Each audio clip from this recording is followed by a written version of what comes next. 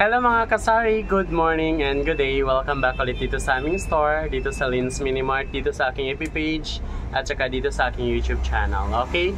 So, oh my god, no bad. Okay, before anything else, gusto ko lang po magpasalamat sa lahat ng mga viewers na nanonood, nag-comment, nag-like, nag-dislike, etc. sa aking mga past videos, mga nakapag-interactions, mga nag-research, at saka mga naka-comments. Appreciated everyone. So, I respect your opinion. I hope you respect mine as well. Okay, sa mga nang bash, that's okay lang. It's part of the social media life natin. Okay lang, mag-share lang ako today.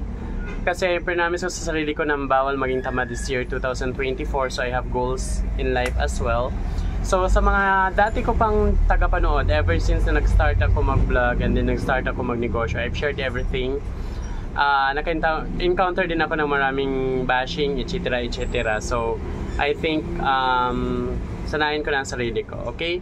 So, tao man tayo, nagkakamali din, but the positive side is that nag-research kayo, okay? Natuto kayong, naging curious din kayo kung may pagkakamali ng isang tao. Pero, kung sasabihin nyo na basta, wag yun na yun. Hindi ko na yun sasabihin, baka babash na ulit ako.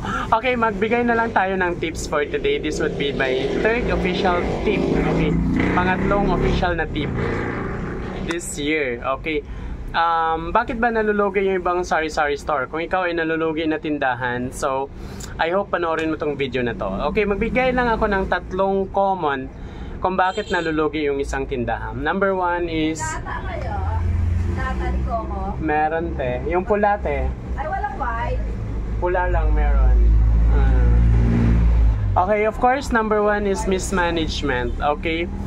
Mismanagement kasi yung owner or yung nagtitinda is bago pa, hindi natutukan ng maayos, hindi maalam sa pagpepresyo, hindi maayos sa customer service, mismanagement, overexpend kaysa sa benta, hindi marunong kahit basic accounting lang.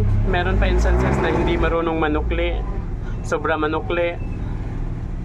Third is nangungupit or nangunguha ng paninda yung either yung owner, yung kapatid ng owner, or yung mga nagbabantay. So that will cause pagkalugi ng iyong negosyo, yung sari-sari store. That is part of you being a manager of your business, okay? Na mismanage mo pag-handle yung negosyo mo. Okay, external factors, maybe because sa sobrang intense ang competition sa area mo, hindi ka nakasabay. Okay, maraming wholesaler kang katabi, maraming tindahan na kapalibot sa'yo, din ikaw maliit at bagitong tindahan pumasok, nag-enter sa competition, din hindi ka nakasabay, nalugi ka. Third, maybe is, ano pa ba ang third? Nakalimutan ko eh.